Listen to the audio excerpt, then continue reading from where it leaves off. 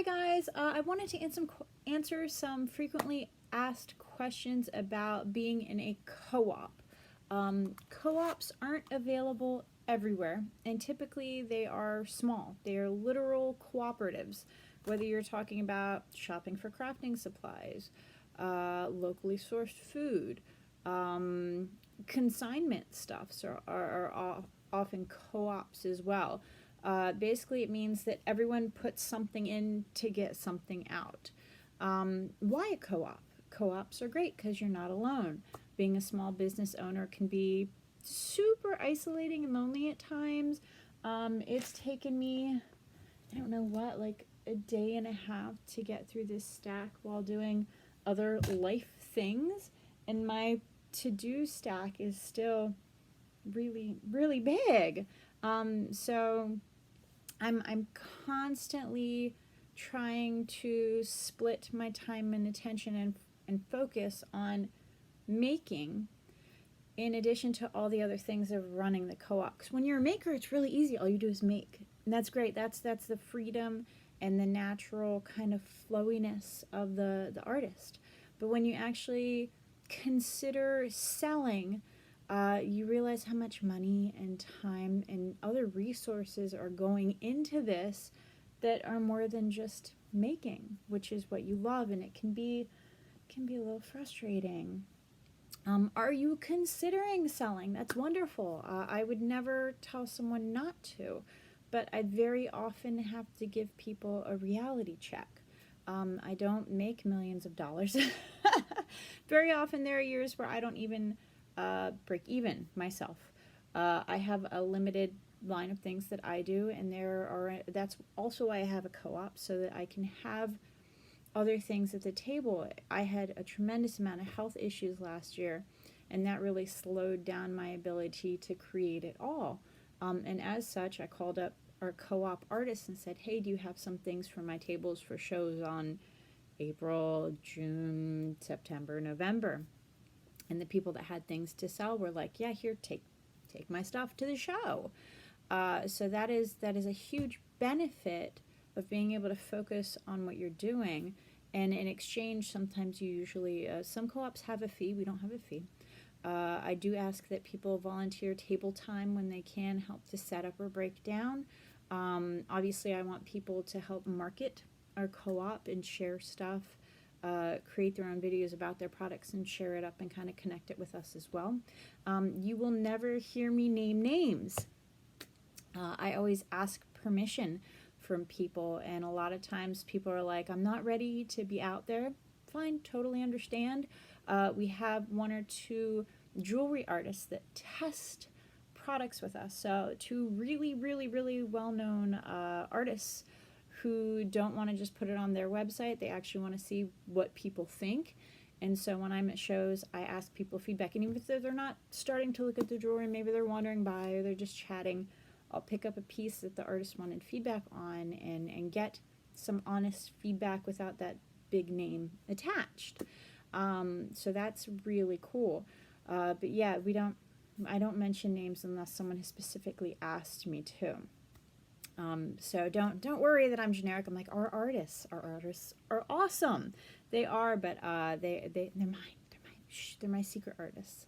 The reality of fees when you're selling is a huge thing to think about. Show fees, if you're doing show fees, investments in equipment, tables, tents, chairs, tablecloths, your setup, your display. You're probably going to be buying new stuff for that, even annually. Like I buy pieces as I see them on clearance, and I'm like, I can use this. I have a huge thing of just display stuff hidden in one of the back rooms. Do you have the space? Do you have the space? I mean, the table back there in the kids area gets taken over during the holidays, so I can pre-set up and see what it's going to look like before I get to the show. Etsy fees. Etsy has a lot of fees. There aren't a lot of great alternatives out there. Amazon kind of tried. It didn't work out. I hope that they get better because it would be nice to have an alternative. Etsy has a lot of fees. But I appreciate them again as a platform. They are kind of a co-op as well. They invite artists to show off their stuff, and they take their fees. Uh, and of course, let's not forget tax time. You may have state and federal fees for licensing your business, for buying a sales license to keep at shows. There are some shows that require you to have a sales license. Me as a DBA, I still have to have a sales license for those shows, so I pay for that. I pay for everything. So a lot of little things that add up, and when you're not expecting it, when you're not budgeting it, if it's a hobby versus a business, or a long-term hobby that's not quite a business, but you still have to pay all the fees. Hats that are worn, I wear a lot of hats. First and foremost, you have to make something that people want to buy. You also have to be a photographer, a videographer, a social media manager, a banker, an accountant, an Etsy manager, a hauler and a setup person for your shows, and a salesperson at the shows. It's a lot. It's a lot. And I don't mean that to push people away from it. I want people to have that expectation that all of these things take time. So if you're like, oh, I want to make for an hour each week and make really cool stuff and have somebody else sell it for me, a co-op would be perfect for you. Some co-ops are very closed. Our co-op is very closed. I never have two of the same kind of maker. I do crochet. Unless someone does very different crochet stuff, we will not have another crochet artist. Why? I don't want people competing against each other. That's not fair. It's not fair. And I don't think people would like that. People like how we have our setup. I invite people to our co-op. I am constantly seeking out young artists that don't have the money to do this on their own, and being able to give them that opportunity to sell 5 pieces at a first show, instead of having to invest in that show, invest in the license, the table, the tent. I'm giving them space and giving them an opportunity to get feedback and believe in themselves and see if this is something that they want to do. I make them spend time at the table and see if this is something I want to do. Most times it's not. And that's okay, but having the opportunity to give people that experience is priceless. It's priceless. But I am constantly having to up my skills. Etsy changes so often, their algorithms, how they want you to do things, big changes in shipping, crunching the numbers. I lost a lot of money in shipping this year, which is unfortunately something that I have to change. It sucks. I hate having to charge more for shipping, because I do, but there's not a lot of alternatives again. So being that whole Etsy manager, the shop manager, is a big hat filled with smaller hats. It's amazing how that works. Photography, I'm constantly trying to learn new things about how to photograph better, how to set up pictures better, how to edit pictures better. And for someone that's not really used to doing that, can take a lot of time. Not even a lot of money, but a lot of time.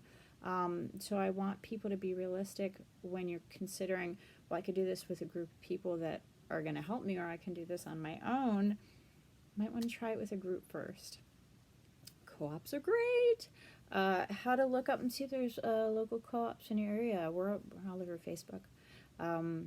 Most people have craft co-op groups. You can always Google co-op groups in your area, and ask people. I'm part of a bajillion different art groups on Facebook, and you can set word alerts. So if someone pops up co-op, I have homeschool alerts for our local stuff too.